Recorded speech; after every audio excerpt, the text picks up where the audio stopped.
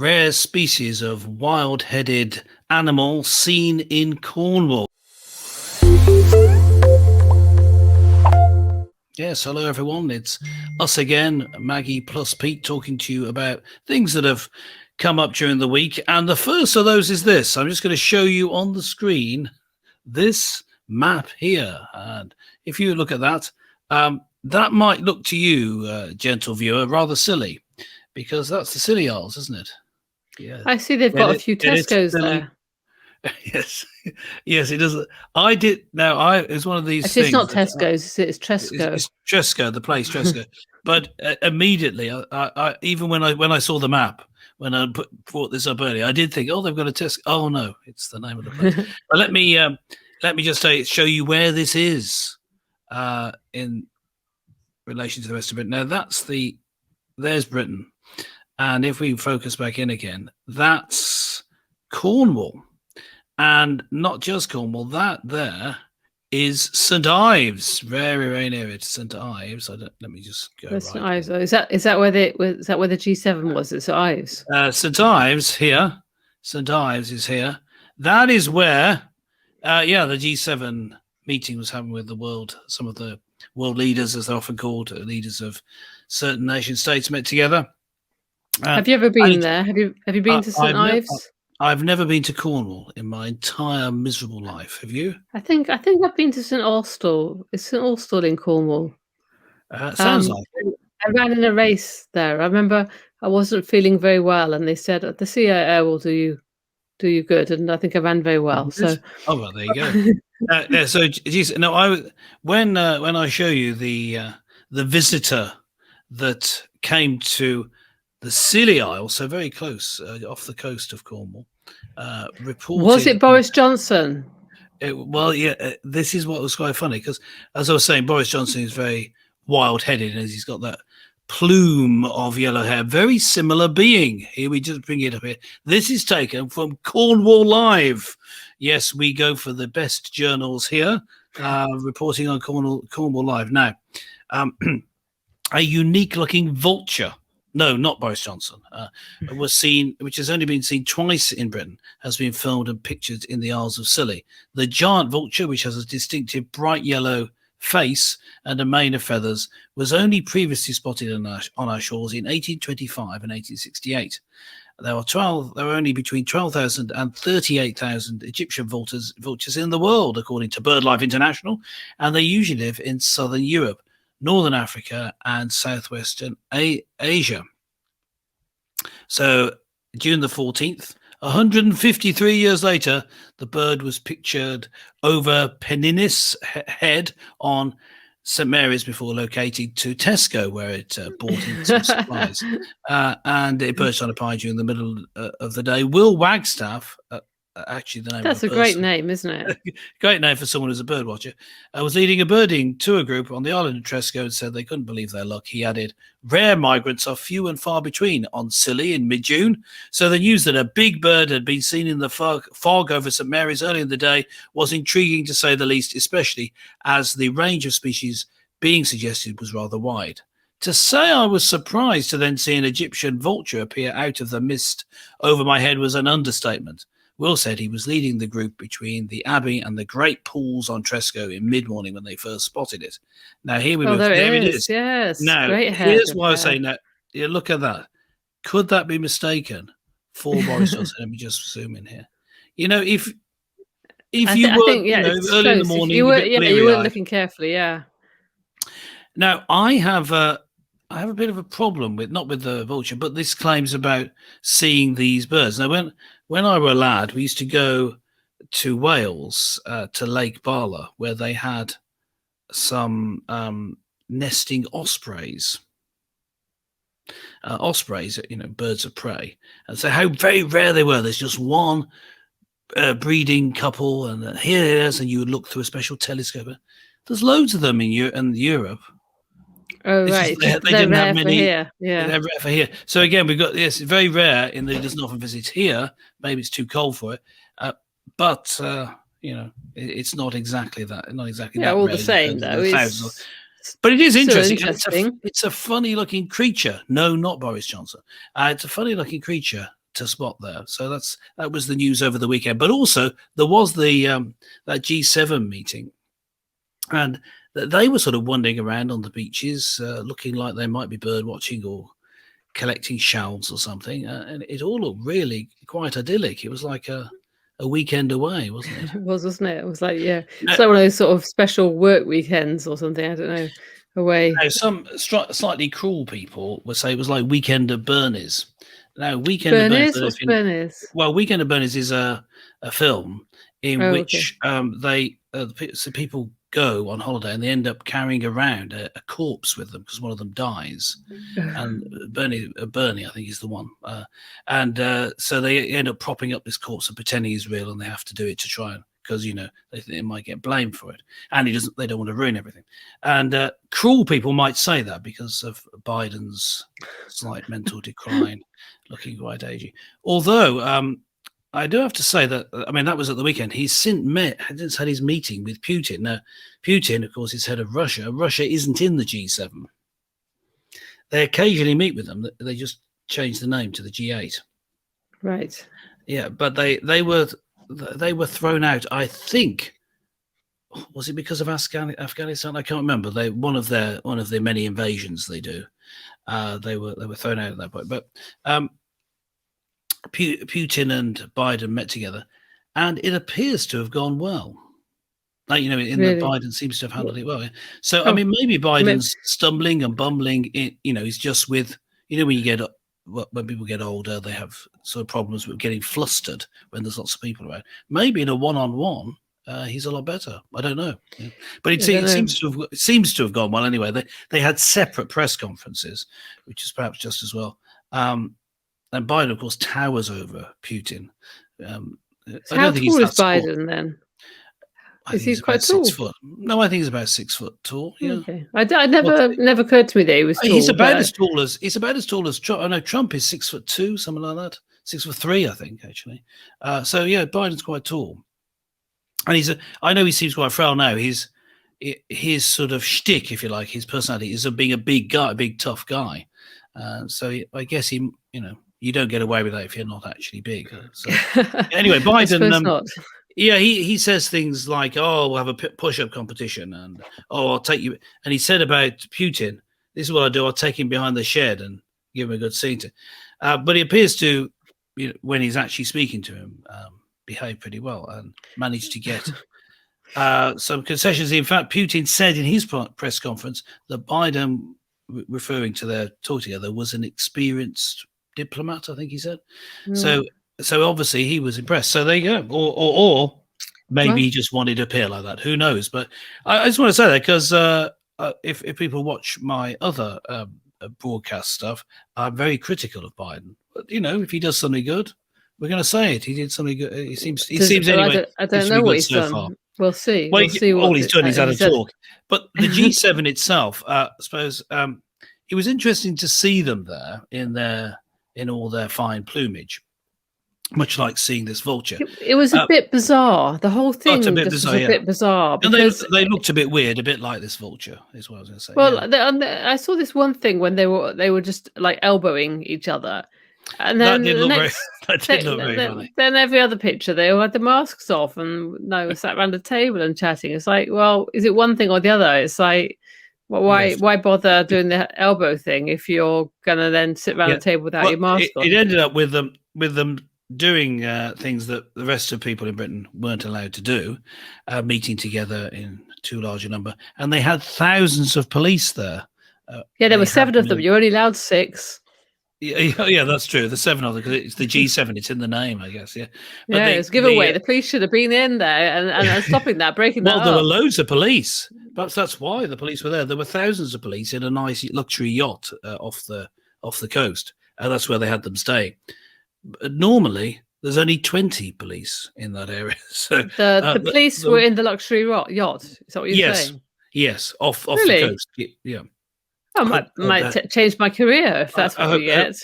I hope they had a nice time. There was one report. This was mentioned on Talk Radio by Mike Graham. He said there was someone there just leaning back as a journalist looked behind, and there's a whole bus, like a double-decker bus, full of police coming past. You don't normally see one. And he made the comment, well, if you see what, you probably another two behind. The old saying about The buses. 2 buses coming along behind. Yes, you wait for one and then 3 come at once. But yeah, with the police in them. So yeah, yes, it's a bit galling, isn't it, to see them sunning themselves when everyone else is under some sort of restrictions. Yeah, I mean, they say from our area, you're not really supposed to travel outside the area at the moment. They're saying so. Yeah, and also they were very big on the green agenda. Not too much, and not spilling too much fuel and pollution. And also, they have this idea that using too much carbon dioxide, as you do when you fly your jet across the Atlantic, means that you're adding to global warming. And yet they all came across in their jets. Biden came in the usual 2 lots of Air Force One. Air Force One is actually 2 aeroplanes. Yeah. And he brought across his own car. What, in the plane? Yeah, they flew it across. Why? Maybe another plane. Well, it's a specially armoured car, but unfortunately... Doesn't he trust our cars? I mean, I can understand that.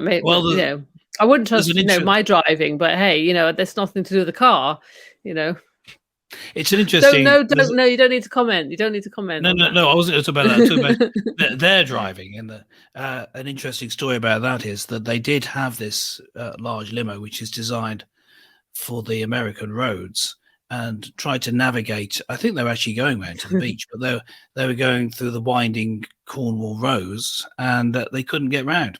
They had to abandon the car, get out. Presumably, they had another car come and pick them up. They didn't have to walk all the way. But that was a waste of time. Was it too long or something? Was it too long to go around the corners or something? I think that it was. Too, I mean, I imagine it was quite wide as well, because you've got to fit all the thick metal plating on the side. So they weren't good examples of reducing your carbon footprint and being aware of the environment. But there we are. That's I think that's really all we need to say on these people, isn't it? I mean, annoying bunch, but very influential. But just because but interesting, some of them bird, got voted in. I have to say, interesting bird. But the bird, I just wanted to comment on the bird. The legs don't look like they belong to the bird somehow. No, but they look a bit. I was joking that he looked like that. This particular bird looked like Boris Johnson, but if I just focus in on his face, there, he looks a bit more like like a mad professor, like Doc Einstein or something. Yeah. Oh, yeah. Yes, that's what he looks like. But there you are. That's Cornwall Live. I don't know if we'll feature that particular journal. Yeah, regularly. I think we should try and find the most obscure journals or papers we can find next time. But we want to talk next about another broadcast station. It's interesting that one of the critiques that I have of the media is mainstream media, so the TV and the newspapers, that sort of thing, tends to be all of the same sort of mindset, and there is a range of views within it. But in fact, they're pretty much all in one sort of bubble, I suppose, of thought, and they don't like people coming in from outside. And strangely, it's the same sort of mindset and ideas. What's known as the Overton window? Do you know the Overton window? No, I don't know what the Overton window. The Overton window. It's just this political concept. There's a certain range of political ideas, or of any ideas, in fact, a certain range of ideas that you can have. So really right wing here, really left wing, or you might say, so right wing here, really acceptable, and acceptable here, encouraged in the middle, acceptable. Then it goes to fringe, and then unacceptable. We cut. So once you're out the window, unacceptable. You're not even allowed to speak. And the Overton window moves. Yeah, and it's moved recently over the past 10 years. Perhaps over the past 5 years, so that some things that were stupid and unacceptable and fringe are now in the Overton window, and certain mainstream ideas have moved outside it.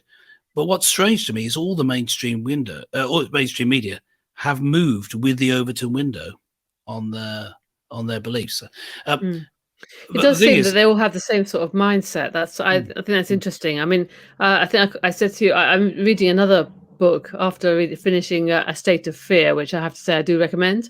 yes, yes, I started reading. yep. I think it's Check. called Rebel. I just say What? to the viewers, you can check last week's show if you want to Yeah, I find about what you're mentioned it talking a bit. about. I Yeah, was a bit yeah, vague about it. I'm sorry, but it was a yeah, very good yeah. book. So You hadn't finished it perhaps yet. Yeah. yeah. Anyway, the well, that doesn't help. I still can't remember well enough to say.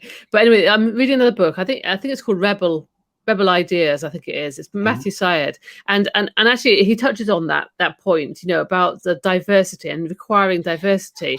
And I feel Mhm. that in the media there's a lack of diversity. I suspect that they tend to employ people who are like them, and they don't employ people who have sort of more sort of outlandish thinking. And it isn't Yeah. what he's points out is that it's not actually to do with maybe when we think of diversity, we think of maybe a different skin color or a different cultural background or something like that. But actually, you could have somebody.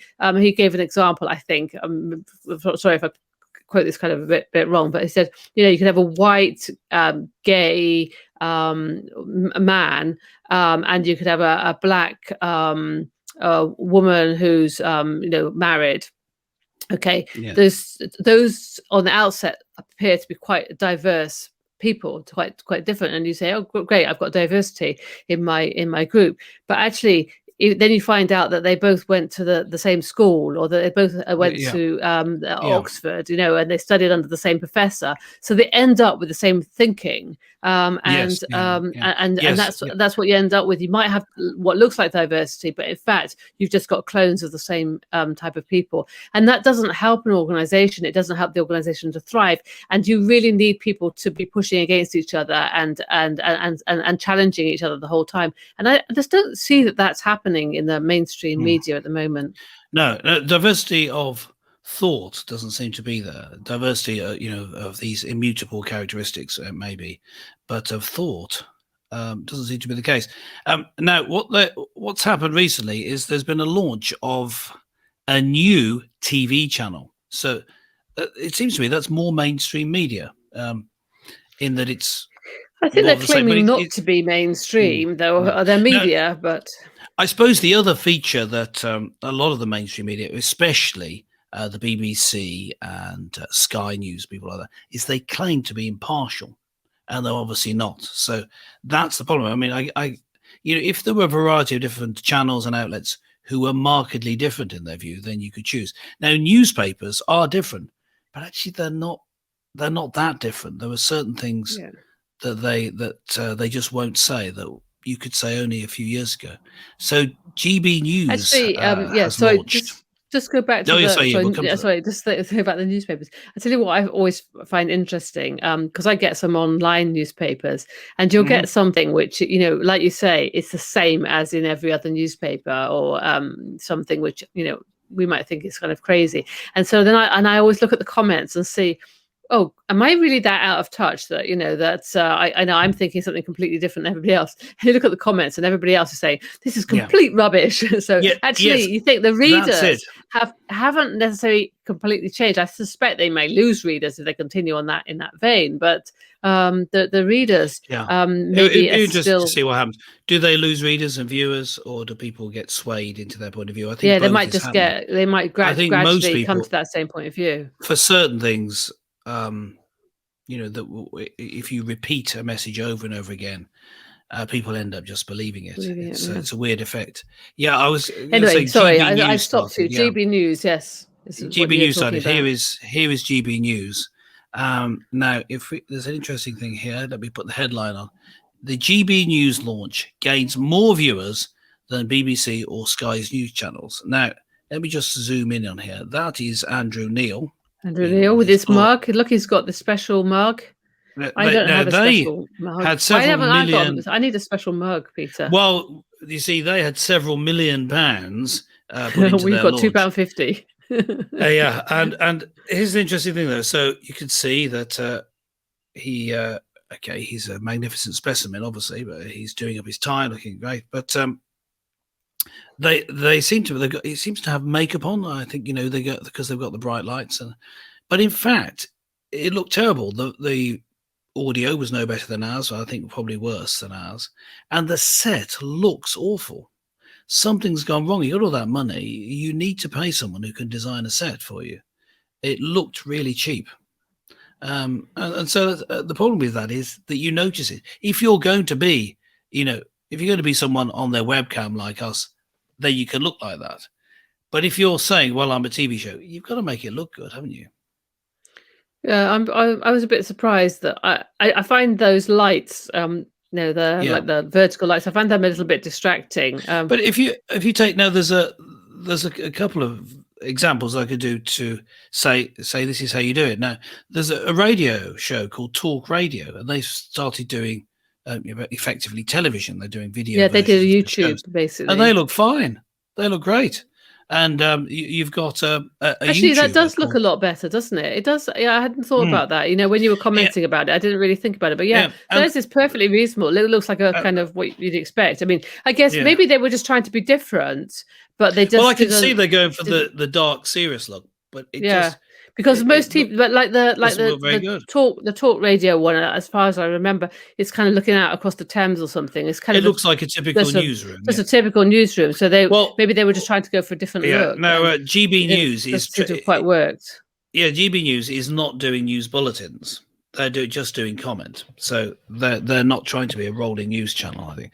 But they want a different look. But if you take a podcaster, a YouTube podcaster, Carl Benjamin, he had a channel called, still has a channel called Sargon of Akkad. Well, he has recently set up, in the last several months, set up a new channel, a new show, a new series of shows, which is called the Podcast of the Lotus Eaters. Strange name. Really great name. He got a bit of money together, but not a huge amount, and his looks great. The lighting's right, the sound's excellent. I mean, they have the look of a podcaster by having, like I have, you can see the microphone. But that's the different look to it. Oh, there you go. Well, us podcasters like to show our microphones. You see there. I've got a smiley face on mine. Yeah. No, I saw a bit of the content. Did you catch any of GB News? Oh, yes. I'm sorry. I've actually been working, Peter. I've been doing my job. So yeah. I'm sorry. Well, you're not really. In fact, I should plug it. I've been doing a podcast called The Bigger Picture Podcast. It's about cancer, and it's very interesting. But it's almost impossible to find on the podcast providers, I found. Anyway. Yes. Well, maybe we can feature that more. Feature that more in another episode of this. But GB News was watched by more people than both the BBC News Channel and Sky News, despite, it points out here, several technical glitches on opening night, according to data released on Monday. Now, this is reporting from The Guardian, who are rather left-wing, and GB News is seen as slightly right-wing. Now, GB News say, their founder, their chairman, and their main presenter, Andrew Neil, says they are biased. They have a bias which he announces. It's to do with the B in GB News. It's to do with Britain. So they're on the side of Britain. They think that Britain's great. So they're biased in a sort of nationalist way. That's what he says. I saw a bit of the content, and you can know going forward. What I heard sounded good. It sounded like I wonder they weren't having the same bias as BBC, so they do. Yeah, I wonder what the similar demographics.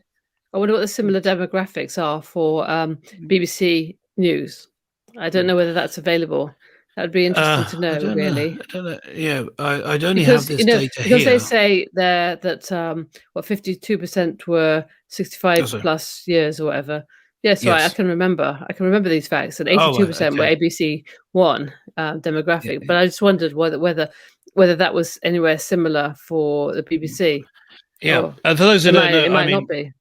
Don't know what that means. So a C1 person is someone like in a clerical job or that sort of thing, or lower management. They read and write as part of their job, and there's B basically is more like educated people. yeah, and All B these is like days. a manager and that sort of level, and A is like head of the company, CEO, and that sort of thing. That's probably So why that's I what it haven't means been by that. watching it, because I'm not in the right demographic, obviously.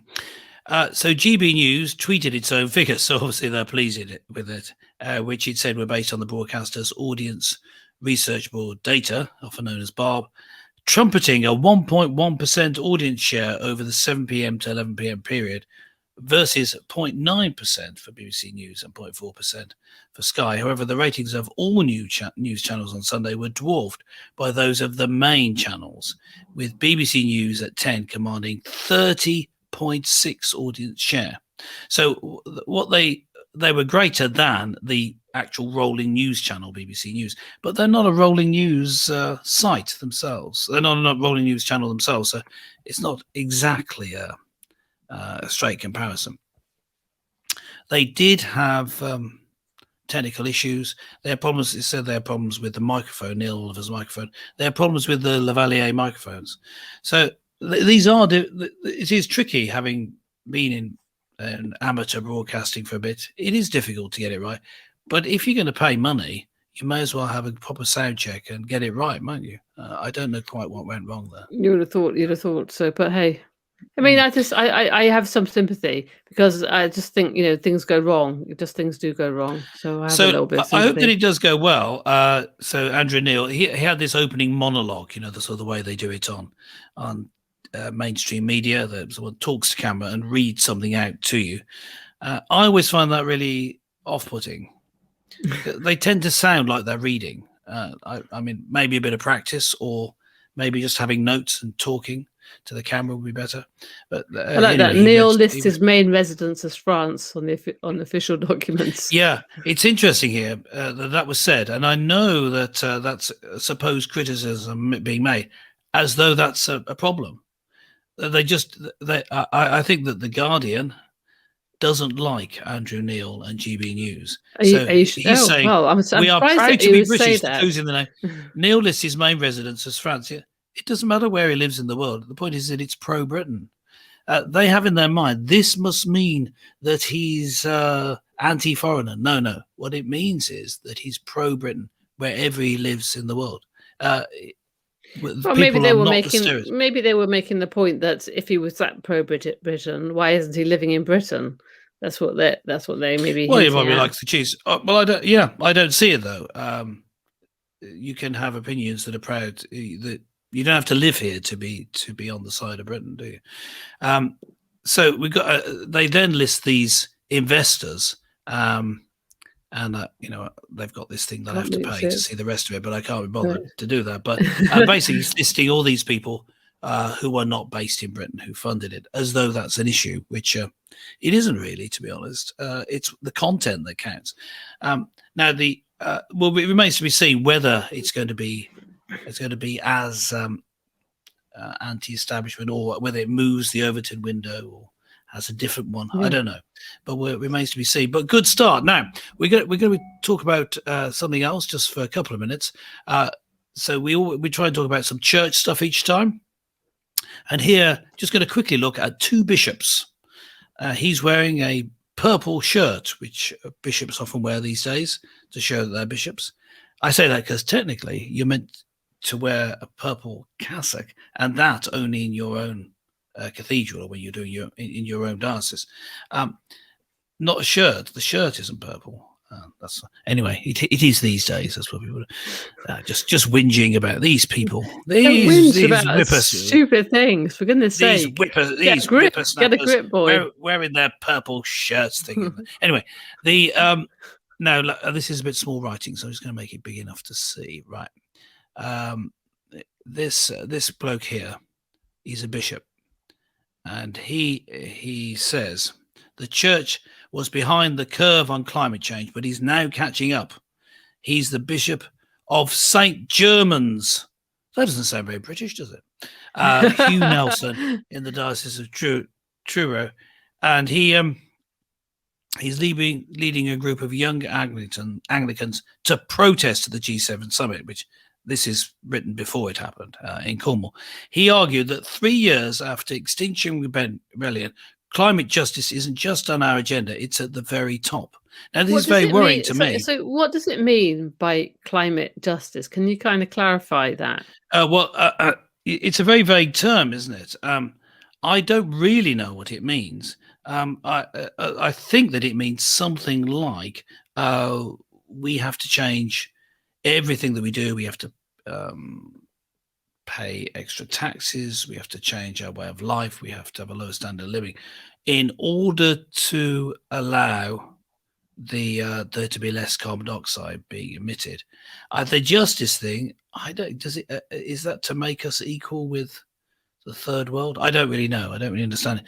But Extinction Rebellion are a hideous group of deluded people who think that we're heading for extinction unless we totally, decimate our industry and return, I suppose, to a time when we didn't drive cars and that sort of thing. They're absolutely crazy. So when you say 3 years after Extinction Rebellion, we're now at the very top. Well, Extinction Rebellion was their protests in London, where they climbed the top of a tube train and this sort of thing, just were met with derision by most people. It's sort of gone lower down. They're aligning themselves with climate change, and that agenda has put it down, I think, on people's agenda because they behave in such a ridiculous manner. Do you think? I don't know. I still think that I don't know necessarily what people think about Extinction Rebellion, but I think that the climate thing, the climate agenda, whatever you want to call it, is people do see that as an important thing. I think it's just been rammed down our throats so much. But my query is like, I'm not really sure as somebody in the church whether that is something that we should really be. I think it's important that we look after our environment, that we look after the planet, that we care for animals and stuff like that. A little bit like we were saying when we were talking about the fake chicken last week. We do want to look after animals, but I feel that this is quite a political issue, and I think there are more important things. It's a bit like your 2,000 policemen in St Ives, when somebody's being mugged down the street. I think that the priority is not necessarily placed the problem correctly. is Extinction Rebellion and similar groups are saying that the world's going to end effectively in. But it isn't, is it? I mean, it's just simply not. Well, that's my point. Really, is not that he's making political points, or that and I agree with you that they're somewhat irrelevant to people's real needs. It's that he's wrong. I think he should make political points, but he's absolutely wrong on this. And the leadership of the church, so most bishops, seem to be within this same Overton window of opinion as the mainstream media. And also I put into that the what do they call it? Big tech, the big social media companies. They also have this same range of beliefs, and that shouldn't be the case. We need some bishops we need a variety of thought amongst the bishops as well. Yeah, I think it needs to be like discussed from all sides. I was just thinking about this thing. Like you saying, oh well, the world's going to end in a few years or whatever, as Extinction Rebellion would have it. I remember I read what I thought was a very good book at the time. I think it was called something like The Last Oil Shock or something like that. Do you remember? I know the book, but I can't remember who wrote it. I can't remember, and I can't remember when I read it either. But basically, what the premise of the book was saying that we've already reached the maximum amount of oil that we can get out of the ground, and we are now beginning to use more oil than we can actually get out of the ground. And there's going to come to a point where there simply is not any oil left. And so, this is going to cause the price of oil to go up. And that's going to mean that simply, you're going to have to quickly find other methods to generate, energy or electricity or whatever. And I can't remember even what the predictions were, but it was quite soon. And there were some good things in it. And for example, he was promoting solar power. And I think that solar power is a good idea, because it's just like almost like free energy, and it certainly works very well in some settings. But It's good as a secondary source, yeah. as a secondary source. But my main problem is the predictions that were made in that book.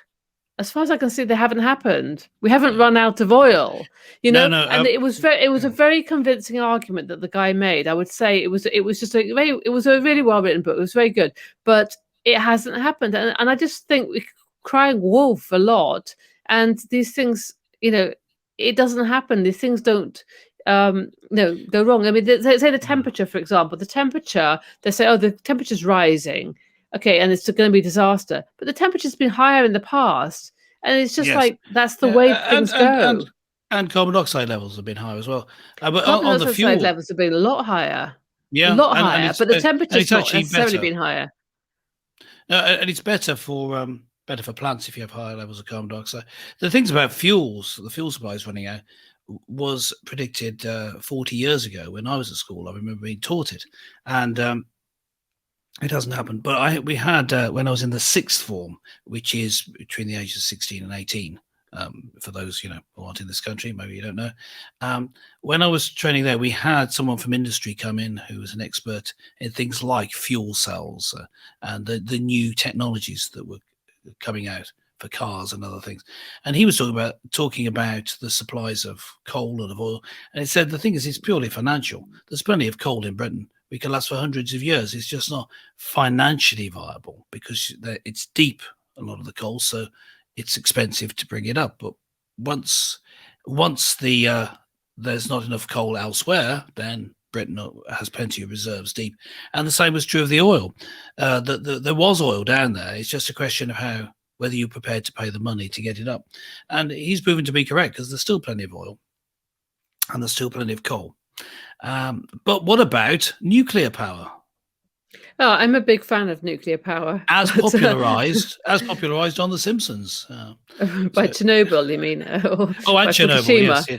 But no, seriously, I am a fan. I am a fan of nuclear power, because I think it's the cleanest form of fuel, fuel-based. Not like solar, but the clean. If you're talking about using a fuel, it's the cleanest one we have. The real problem is the plant at the end of its useful life. Then there's a lot of radioactivity there that is going to take a long time. It needs so careful you have handling. To have careful planning of that. You have to consider the cost of that decommissioning at the end. I think that's an important thing. But in terms of safety and stuff in the UK, we don't have the things like tidal waves and that type of thing, and we and the issue with Chernobyl was a very specific thing, which was related to just very bad practice, really. So those types of accidents are very, very unlikely to happen on UK soil, certainly. Yes. So let's move quickly on. We're saying to the bishop, the problem is not that you're speaking out; the problem is you've got it wrong, and we need more. It's not that you shouldn't say it. We want to hear your points of view, but we need bishops with other points of view. I mean, all I would say is I think it's not the priority. I mean, they're saying it's the priority, but I personally don't think that's I think there are more important things, like preaching the love of God, preaching the gospel message is more important. Well, let's close out our show. Don't go anywhere. We've got a whole Bible verse to look at. Well, a passage from the Bible verse. A whole passage to come out, looking at coming up. But remember to subscribe to the channel if you haven't already, and like it. Doesn't matter whether you really liked it, just like it. Gives us a boost, and comment, because we'd like to know your thoughts on all the different things that we've said. It'd be fascinating to know your thoughts. So argued out in the comments below. But let's move to looking at this psalm. There we are, Psalm 37. You were looking at this earlier, weren't you? Oh, well, I just actually, as you know, I thought this was Psalm 73, or I thought that Psalm 73. Well, it's the same in reverse, but in fact, it's not that different. But anyway, but this one says what I was trying to get at even better. So it says, "Do not fret because of those who are evil, or be envious of those who do wrong. For like the grass, they will soon wither; like green plants, they will soon die away. Trust in the Lord and do good. Dwell in the land and enjoy safe pasture. Take delight in the Lord, and he will give you the desires of your heart. That's it. I don't need to. That was it. That was all I wanted to say. So now you moved it up. Okay. Yes. Can you just move What are it down a your little bit? thoughts on this? Move it down a bit. Well, I just love the fact that like me, David, the psalmist in the Bible, he still had a problem with, how come the evil people always seem to succeed? That's not right. There's something wrong there. And we see that all the time. It's like, even like now, what's going on? Why are we being like locked down? Why are we not allowed to travel? Why have we lost our freedom? Who's gaining from this? Is it the rich people seem to get richer and the poor people seem to get poorer? There's something wrong there. But this passage says, don't fret, don't worry about it. But trust in the Lord and do good. And I think that's very important. I think it's just like, forget all the rubbish that's going on. Forget all that. Just do what's right. Do what you're supposed to do. Just trust in God and just get on and do good. And then it says, take delight in the Lord and he will give you the desires of your heart. So I think that's a really strong and powerful message from the Bible. So let's take that thought with us. And that's all from us for this week. But don't forget, we're back next week, the same time, same channel. Bye for now. Bye.